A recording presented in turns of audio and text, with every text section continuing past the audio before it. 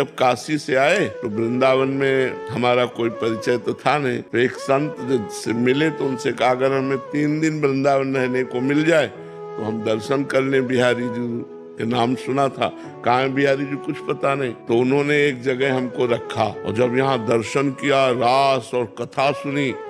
उस समय बड़े सिद्ध महापुरुष थे मथुरा दास जी, वो भक्तमाल की चर्चा करते थे, बड़े सिद्ध, वाणी से अमृत टपकता उनकी। अब तो मन रम गया और जिस आश्रम में रखा वहां संत सेवा होती थी, तो वहां हटाने का कोई नाम नहीं था। तो 2-3 महीने व्यतीत हो गए, लेकिन वहां वातावरण जो था वो आश्रम का था और काशी में घाट में रहते एकांत वातावरण में, तो एकदम मन भागा कि एकांत मिलना चाहिए जिससे हम निरंतर भजन कर सके। अब वहाँ एकांत तो हमारा कोई परिचय नहीं। मदन मोहन का टीला देखा है? इस टीले पे चढ़ करके एकांत में दोपहर के समय खूब रोए भगवान से आर्त भाव से।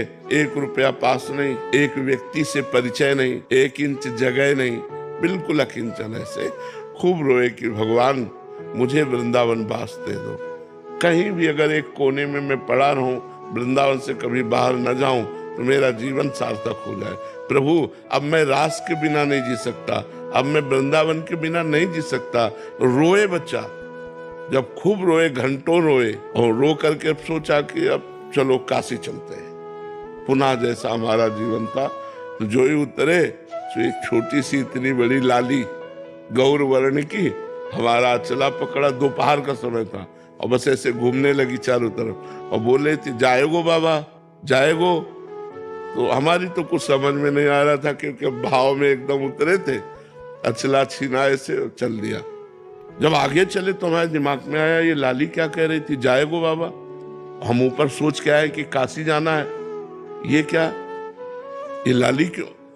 तब लगा यार श्री जी तो नहीं थी, क्योंकि वृंदावन फिर लौट के आए, हमें लगा कि किसी गोस्वामी की कन्या होगी। तो लौट के आए, वहां आसपास पूछा तो बोले यहाँ तो बाबा जी रहते हैं सब, मदन मोहन जी के नीचे यहाँ तो बाबा जी रहते, यहाँ तो कोई कन्या है नहीं, लड़की है नहीं।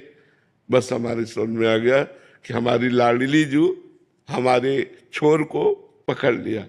जिस आश्रम में हम रहते थे उस आश्रम में गए तो पहले से एक संत खड़े थे।